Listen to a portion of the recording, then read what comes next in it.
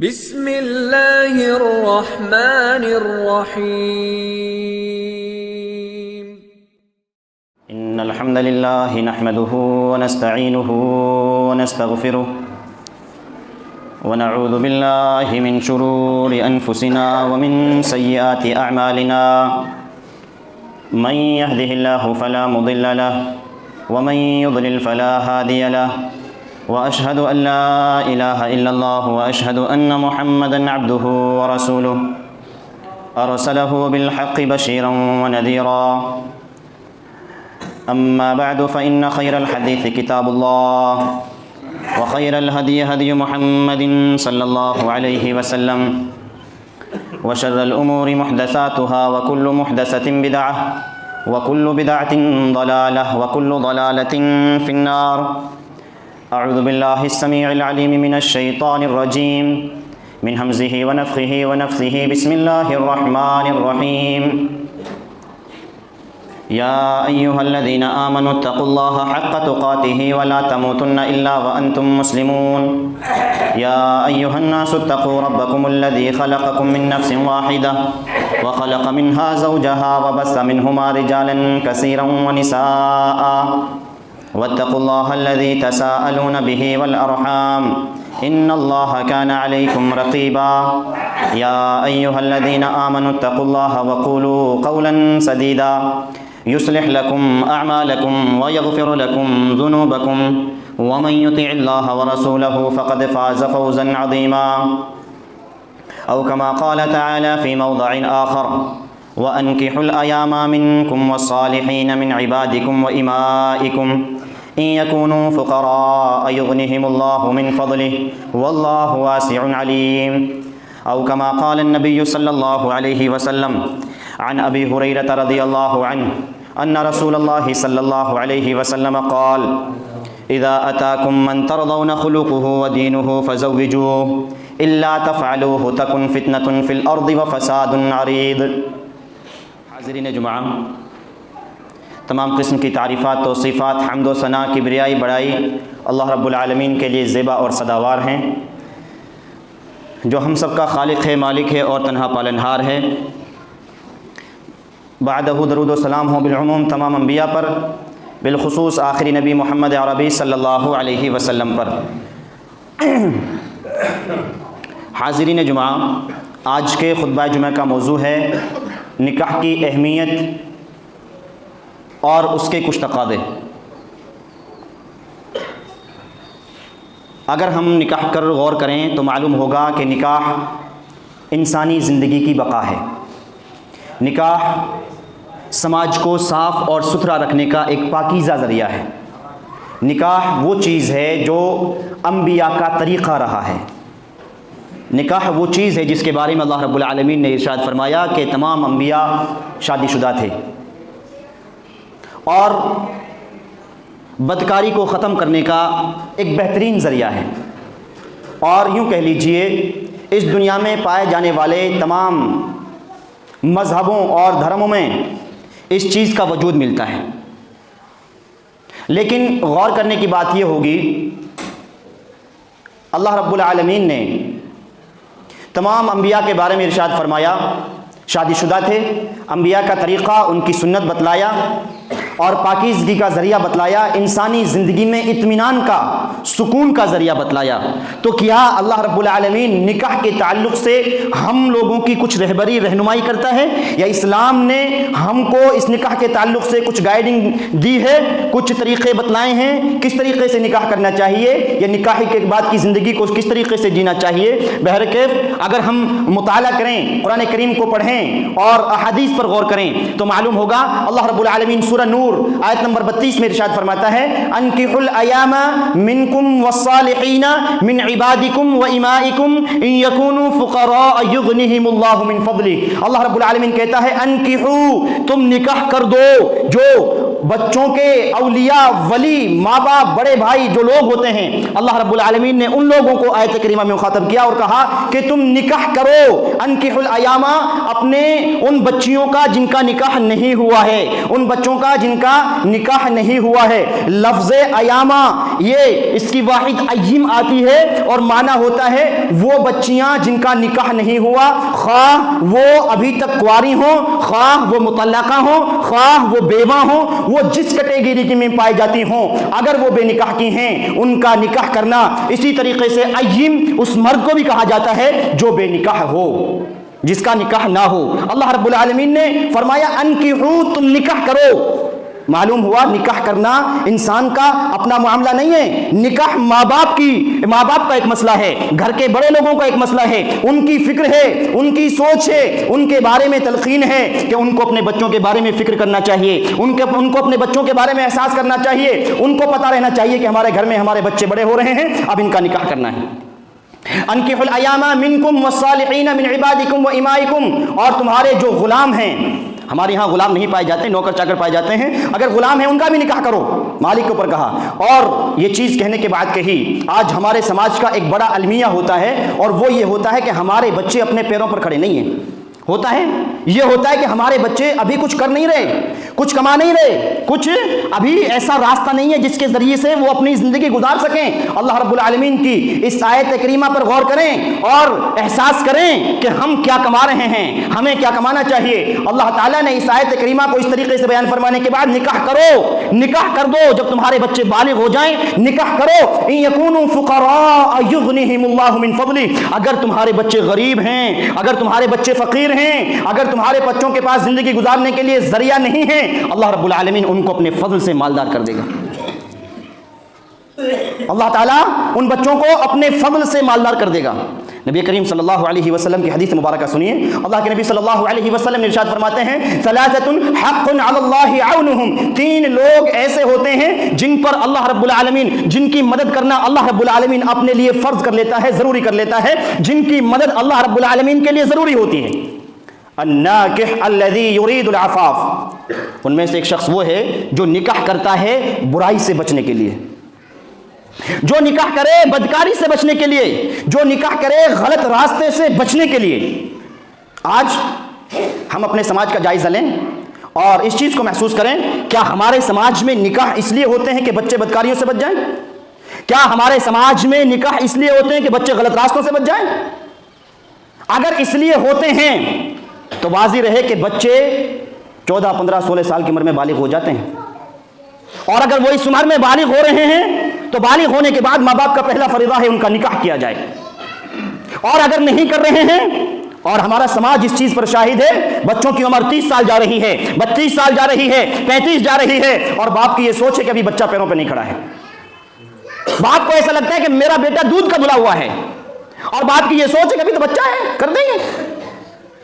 باپ کا نظریہ یہ ہے ابھی ہوا ہی کیا ہے، اس کی عمر گزری جا رہی ہے، نوجوان بچیاں اپنے گھروں میں اپنی عزت کی بھیک مانگ رہی ہیں، اور اگر کوئی بچہ اپنے والدین کا مقابلہ کرے اور کہہ دے کہ نکاح کرنا ہے تو اس کو عیاش اور مکار سمجھا جاتا ہے۔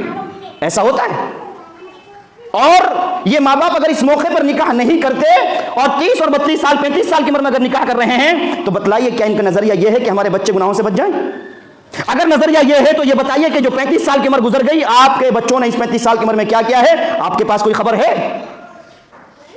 یہ باتیں اگرچہ چبھنے کی ہو سکتی ہیں لیکن حقیقت پر مبنی ہیں، یہ باتیں اگرچہ بری لگ سکتی ہیں لیکن حقیقت بیان کر رہی ہیں اور بتلا رہی ہیں کہ آج کل کے ماں باپ بہت غفلت کی نیند میں سوئے ہوئے ہیں، اور وہ اپنے بچوں کو پیروں پر کھڑا کرتے کرتے ان کو بڑھاپے تک پہنچا رہے ہیں اور ان سے ان کی زندگی کا حق چھین رہے ہیں۔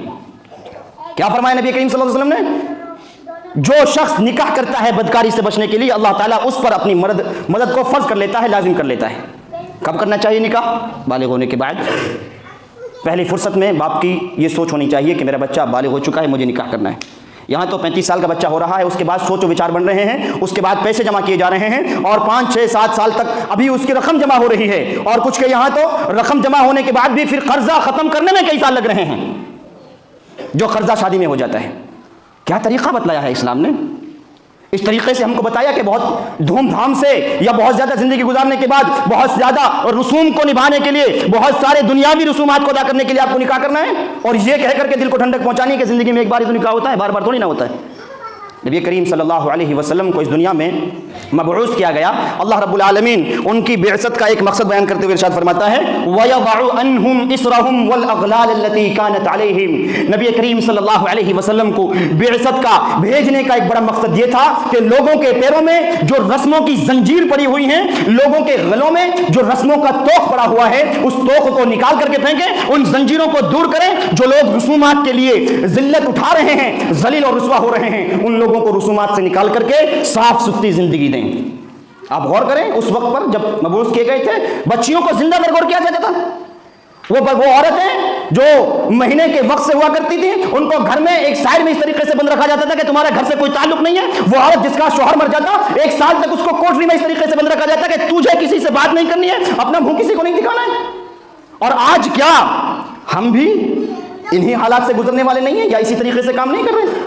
اللہ کے نبی صلی اللہ علیہ وسلم کی حدیث مبارکہ پڑھیے۔ آقا مدنی صلی اللہ علیہ وسلم ارشاد فرماتے ہیں، اور آپ یہ حدیث ابن مسعود رضی اللہ تعالیٰ عنہ کہتے ہیں، یا معاشر الشباب من استطاع منکم الباءۃ فلیتزوج۔ اے نوجوانوں کی جماعت، اے نوجوانوں، کہتے ہیں ابن مسعود رضی اللہ تعالیٰ عنہ ہمیں مخاطب کر کے اللہ کے نبی صلی اللہ علیہ وسلم ارشاد فرمایا، اے نوجوانوں، تم اگر استطاعت رکھتے ہو تو اپنا نکاح کر لو۔ استطاعت کا مطلب کیا ہے؟ تمہاری دو زندگیاں بننے والی ہیں، تمہیں کھانا کیا ہے، پینا کیا ہے، اگر بیمار ہو جاؤ گے تو دوائی کا خرچ کہاں سے لانا ہے، اسی طریقے سے اگر پہننے کی ضرورت پڑے گی تو کپڑے کہاں سے لانا ہے، اسی طریقے سے اگر تم بالغ ہو رہے ہو تو جنسی خواہشات ہیں یا نہیں، اگر ہیں تو تم نکاح کر لو۔ فإنه أغض للبصر وأحسن للفرج، کیونکہ اگر نکاح کر لو گے تو نکاح وہ چیز ہے جو انسان کی نگاہوں کو نیچی کر دیتا ہے اور اس کی شرمگاہ کی حفاظت کرتا ہے۔ ومن لم يستطع فإنه له وجاء، اور اگر تم اتنی استطاعت نہیں رکھتے ہو، تم اتنی استطاعت نہیں رکھتے ہو، کھانے پینے کی استطاعت نہ ہو اور دوائی کا خرچہ جھیلنے کی استطاعت تمہارے پاس نہ ہو، تو تم روزے رکھو، کیونکہ روزے انسان کی خواہشات کو دبا دیتے ہیں۔ آج دونوں ہی چیزوں میں ہم الٹے نظر آتے ہیں۔ غور کیجیے، نبی کریم صلی اللہ علیہ وسلم کی حدیث مبارکہ پڑھیے۔ اللہ کے نبی صلی اللہ علیہ وسلم نے ارشاد فرمایا، اذا تزوج العبد فلیتق اللہ فی نصف دینہ اور ولیتق اللہ فی نصفہ، جب انسان نکاح کر لیتا ہے، شادی کر لیتا ہے، وہ اپنے آدھے دین کو مکمل کر لیتا ہے، اور اسے چاہیے کہ آدھے دین کے بارے میں اللہ رب العالمین سے ڈرے۔ اس انسان کا آدھا دین، آدھا ایمان مکمل ہو رہا ہے 35 سال کی عمر میں، 40 سال کی عمر میں، اس کا آدھا دین کے بارے میں آپ کا کیا خیال بچا ہے؟ آپ غور کیجئے اور احساس کیجئے، نبی کریم صلی اللہ علیہ وسلم نے کتنا سادہ طریقہ ہم لوگوں کو بتلایا ہے نکاح کرنے کا۔ آپ غور کیجئے، وہ لوگ، وہ صحابہ جن کو اللہ کے نبی صلی اللہ علیہ وسلم نے عشرہ مبشرہ قرار دیے، 10 لوگ جن کو اللہ کے نبی صلی اللہ علیہ وسلم نے سامنے سے جنت کی بشارت دی اور کہا کہ تم جنتی، تم جنتی، تم جنتی۔ ان میں سے ایک شخص عبد الرحمن بن عوف نامی ہیں۔ عبد الرحمن بن عوف رضی اللہ تعالی عنہ وہ شخصیت ہیں جو نبی کریم صلی اللہ علیہ وسلم کے جلیل القدر صحابی ہیں۔ انہوں نکاح کرتے ہیں، نکاح کرنے کے بعد اللہ کے نبی صلی اللہ علیہ وسلم جسم پر کچھ نشان دیکھتے ہیں اور اس کے بعد کہتے ہیں کہ عبد الرحمن کیا نکاح کر لیا ہے؟ کہا اللہ کے نبی ہاں نکاح کر لیا ہے۔ آپ اس چھوٹی سی بات پر غور کریں اور محسوس کریں، نبی کریم صلی اللہ علیہ وسلم ہیں اور آپ کو یہ نہیں پتا کہ نکاح کر لیا ہے کہ نہیں کرا ہے۔ آج تو یہ خواہش ہوتی ہے، اگر میری آنکھوں نے لاکھوں لوگوں کا مشاہدہ کیا ہے، لاکھوں لوگوں سے ملاقات کی ہے، تو ہر ایک شخص میرے بیٹے کی شادی میں آئے، ہر ایک شخص میری بیٹی کی شادی میں آئے، اور یہ نظر آتا ہے کہ اگر کوئی نہیں آیا، انسان سمجھتا ہے کہ میری شادی ادھوری ہے۔ ایسا ہوتا ہے؟ اللہ کے نبی صلی اللہ علیہ وسلم ہیں، آپ کو نہیں پتا ہے نکاح کر لیا ہے۔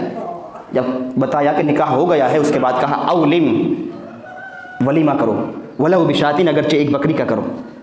نکاح کر لیا ہے، اچھی بات ہے، اور نکاح کرنے کے بعد ولیمہ کرو، اگرچہ ایک بکری کا ولیمہ کرو۔ آج کا نکاح کیا ہوتا ہے؟ ہمارے یہاں کئی سالوں سے تیاریاں ہوتی ہیں اور کئی مہینوں سے رشتہ داریوں کا ایسا آنا جانا ہوتا ہے کہ اب اس گھر میں نکاح نہیں، نہ جانے کیا کیا ہونے لگا ہے، کیسے کیسے معاملات، نکاح والے دن نہیں، نکاح سے ہفتوں دن پہلے اور 15 دن پہلے، 20 دن پہلے ایسا نظر آنے لگتا ہے گویا کہ ایک باپ، اور خاص طور سے وہ باپ جو غریب ہے، اور اس سے بھی زیادہ خاص طور سے وہ باپ جو اپنی بیٹی کی شادی کر رہا ہے، وہ اس وقت تو کم سے کم یہ سوچتا ہوگا کہ کاش یہ دن مجھے نہ دیکھنا پڑتا، ایسے دن سے مجھے نہ گزرنا پڑتا، ایسے دن کے معاملات میرے سامنے نہ آتے۔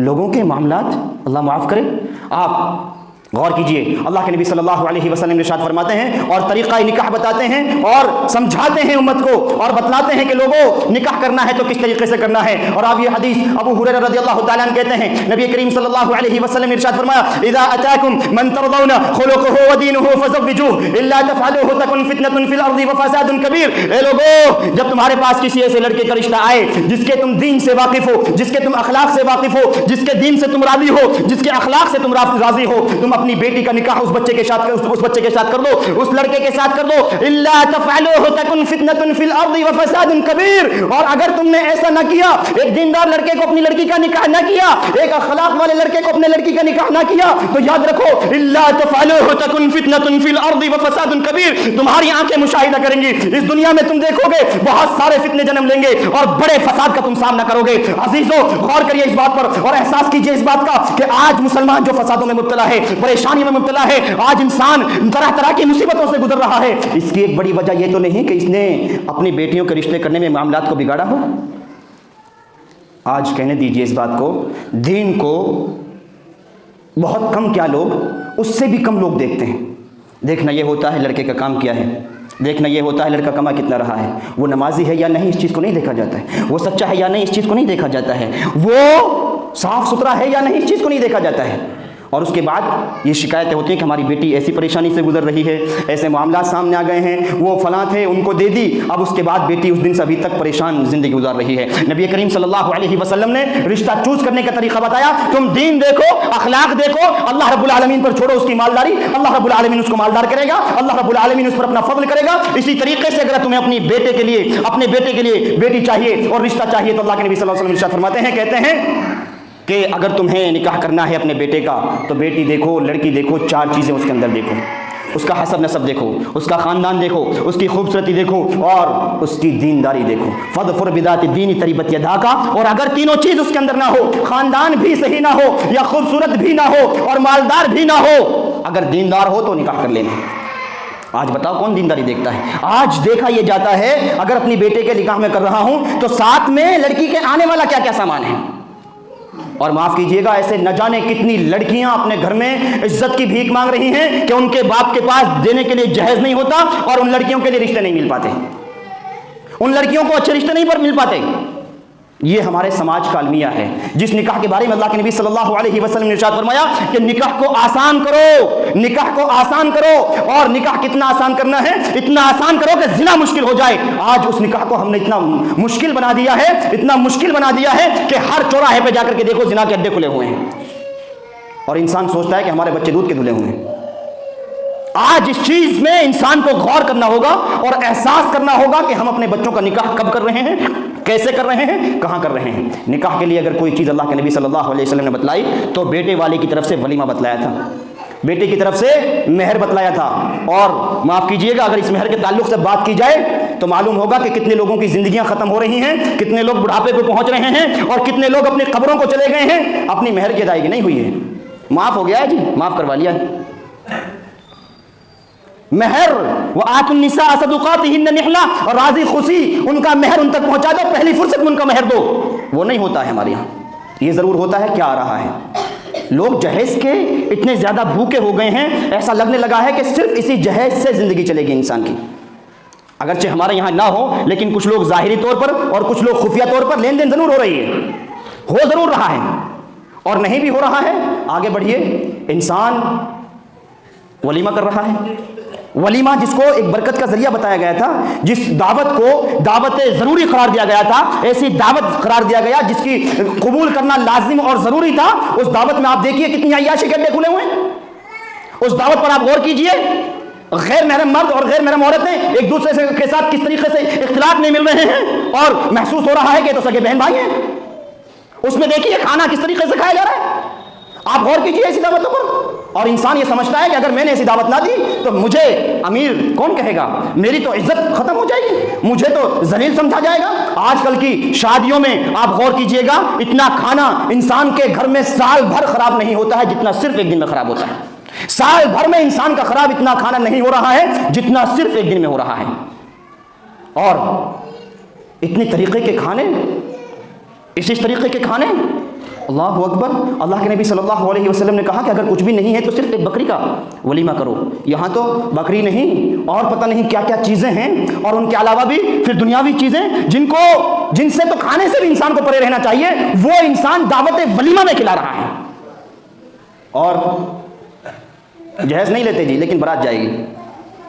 کیوں؟ بارات کا ٹھیکہ ابو نے دے دیا تھا کیا؟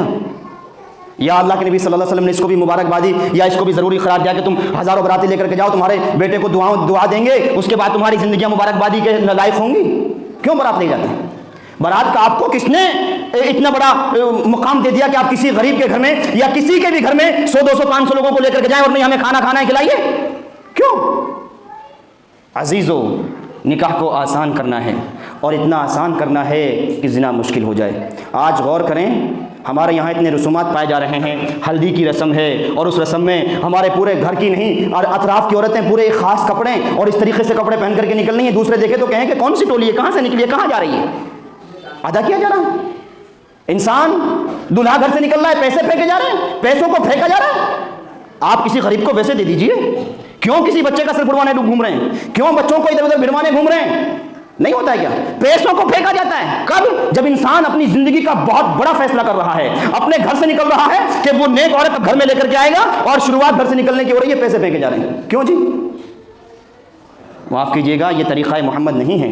یہ نکاح خیر و برکت والا نہیں ہے. اس نکاح میں اگر آپ چاہیں کہ خیر و برکت تلاش کریں اور پیسے پھینک کر کے تلاش کریں اور من مانی نکاح کرنے کے بعد تلاش کریں, اور اپنے من سے وہ نکاح کرنے کے بعد آپ سوچیں کہ ہمارے گھر میں آنے والی بہو بہت سکون دے گی, بہت عزت سے رہے گی, تو یہ آپ کی غلط فہمی ہے. آپ غور کیجئے, ابتدا میں جب آپ نکاح کی تاریخ رکھ رہے ہیں اس وقت سے لے کر نکاح کر رہے ہیں, اور نکاح کے بعد تک بھی آپ کتنی منمانی کر رہے ہیں اور کتنی رب مانی کر رہے ہیں, کتنے رب کو راضی کرنے کی کوشش کر رہے ہیں اور کتنے خود کو راضی کرنے کی کوشش کر رہے ہیں, اور کتنے لوگوں کے سامنے آپ واہ واہی تلاش کرنے کی کوشش کر رہے ہیں اور سوچ رہے ہیں کہ لوگ کیا کہیں گے. اس بات پر ہمیں غور کرنا ہوگا اور اس بات پر احساس کرنا ہوگا. وہ عورت جس عورت کو نبی کریم صلی اللہ علیہ وسلم نے دنیا کی سب سے بہترین چیز قرار دیا, الدنیا کلھا متاع وخیر متاع الدنیا المرأة الصالحہ قرار دیا, کہ دنیا میں تمام چیزیں فائدہ اٹھانے کی ہیں اور سب سے بہترین چیز اگر فائدہ حاصل کرنے والی کوئی چیز ہے تو نیک عورت ہے, نیک عورت ہے. آج ہر وہ شخص جو شادی شدہ ہے اور جس کی شادی کو 2-4 سال گزر گئے ہیں, اس سے پوچھئے کہ آپ کی بیوی نماز پڑھ رہی ہے؟ اللہ ماشاء اللہ کوئی یہ کہہ دے کہ ہاں میری بیوی نماز پڑھ رہی ہے, اور پڑھ رہی ہے تو کیا وقت پر پڑھ رہی ہے, یا پھر دن میں 2 ٹائم پڑھ لی, 3 ٹائم پڑھ لی, یا پھر من کرا جب پڑھ لی؟ یہ تو نہیں چل رہا ہے. اور اگر ایسا چل رہا ہے تو کیا ہماری بیوی نیک ہے, ہماری بیوی صالح ہے؟ آپ نوجوانوں سے پوچھئے, آپ کی بیویوں کے پیٹ میں اگر بچے ہیں تو بچوں کی پرورش جب پیٹ میں پا رہے ہیں, بچے پرورش جب پیٹ میں پا رہے ہیں, تو باہر سے ماں کیا کر رہی ہے, کون کون سے سیریل دیکھ رہی ہے اور کون کون سی سورت کی تلاوت کر رہی ہے. آپ کو پتہ لگ جائے گا کہ ہماری گھر کی عورتیں کتنی نیک ہیں. احساس ہو جائے گا.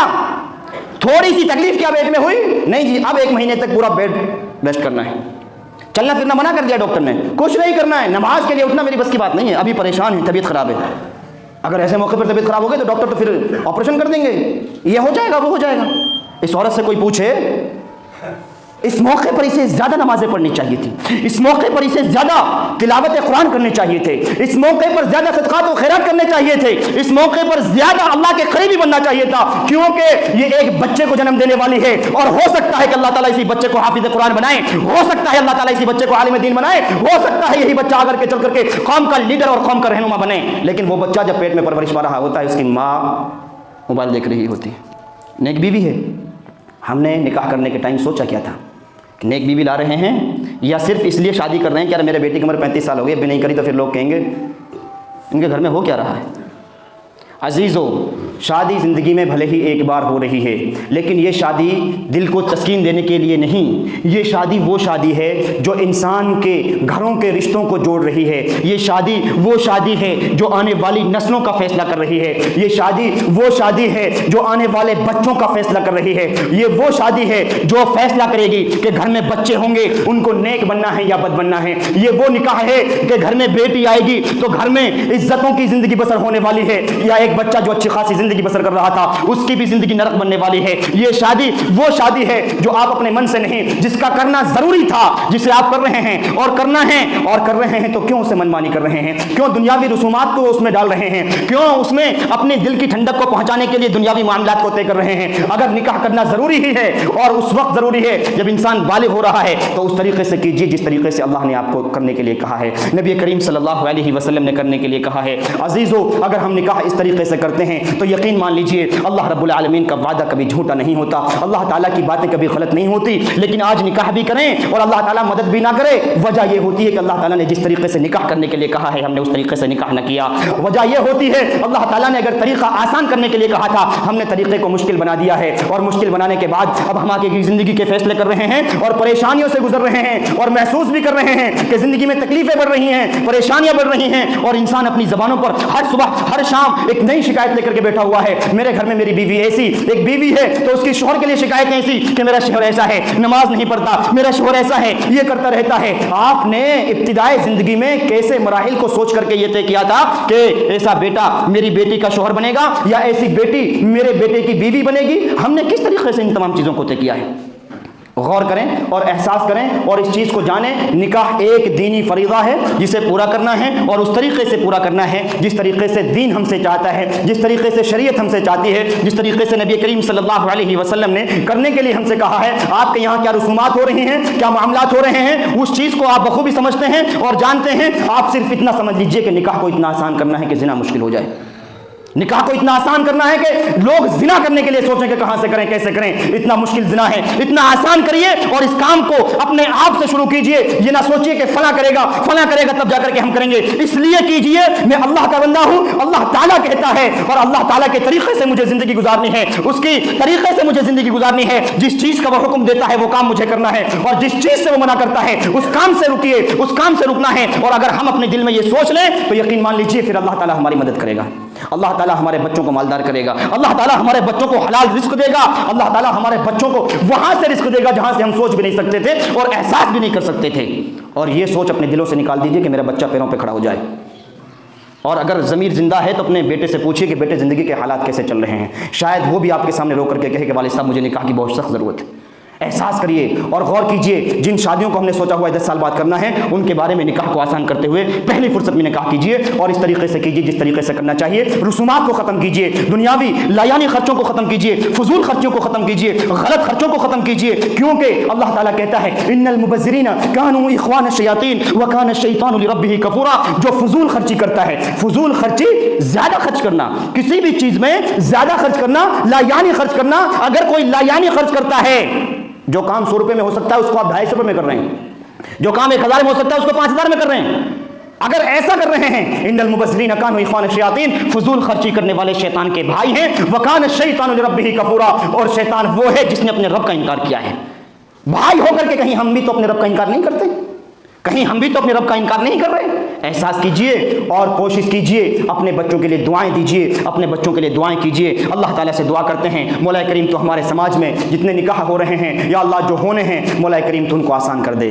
اللہ جتنے نوجوان ہیں مولا کریم تو ان کو نیک صالح عورتیں نصیب فرما دے۔ اللہ جتنی ہماری بچیاں ہیں اللہ ان بچیوں کو نیک اور صالح شوہر عطا فرما دے۔ اللہ تو ہمارے نکاحوں میں جتنی لایانی چیزیں ہوتی ہیں، فضول خرچیاں ہوتی ہیں، رسومات ہوتی ہیں، مولا کریم تو ہمیں پہلی فرصت میں ان کو ختم کرنے کی توفیق نصیب فرما دے۔ اللہ تو ہمیں نبی کریم صلی اللہ علیہ وسلم کے طریقے پر زندگی جینے کی توفیق نصیب فرما دے۔ اللہ جب تک اس دنیا میں زندہ رکھ، دین و ایمان کی حالت میں، اسلام کی حالت میں زندگی نصیب فرما۔ اللہ موت آئے تو کلمہ طیبہ ہماری زبان پر ہو، مولا کریم مرنے کے بعد کوئی جگہ ملے تو جنت الفردوس میں جگہ نصیب فرمائیو۔ اللہ اس دنیا میں جہاں کہیں مسلمان بھائی پریشان ہیں، اللہ مظلوم ہیں، مولا کریم تو ان کی مدد فرما دے۔ اللہ ظالموں کو نیست و نابود فرما دے، اللہ تو ان کی مدد فرما، مولا کریم ان کو ظالموں سے نجات نصیب فرما دے۔ آمین۔ وآخر دعوانا ان الحمد للہ رب العالمین، والسلام علیکم ورحمۃ اللہ وبرکاتہ۔